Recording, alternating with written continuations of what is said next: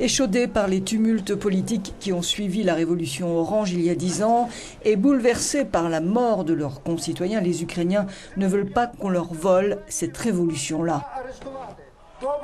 La composition du gouvernement intérimaire était attendue fébrilement. Et le Premier ministre désigné savait le terrain miné. Nous devons former un gouvernement responsable, a-t-il dit. Ce n'est pas une question de personnalité, mais de sens des responsabilités. Vous savez, il y a du suicide politique à être dans ce gouvernement. Il faut être franc, ouvert, c'est du suicide politique.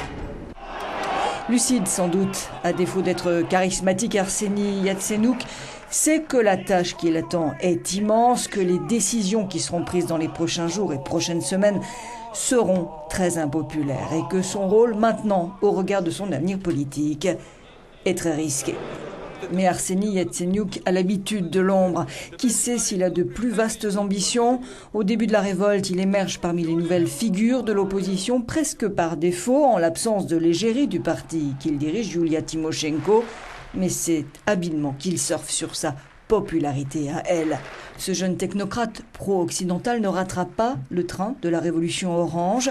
Ministre de l'économie puis des affaires étrangères à 31 ans, il tente son succès à la présidence en 2010 puis intègre le parti de Yulia Tymoshenko au moment où elle est incarcérée.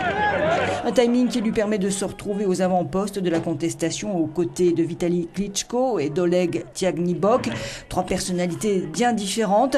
Yatsenyuk avait sans doute la préférence des Occidentaux, comme en témoigne la conversation entre Victoria Nuland, vice-secrétaire d'État américaine, et l'ambassadeur américain en Ukraine au début du mois.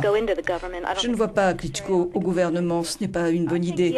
Yatsenyuk est celui qu'il faut. Il a une expérience économique, une expérience du gouvernement. Et il doit laisser Klitschko et Tiagnibok en dehors. L'homme a l'expérience des finances, une expérience dont il aura besoin pour relever le défi d'une économie au bord de la faillite.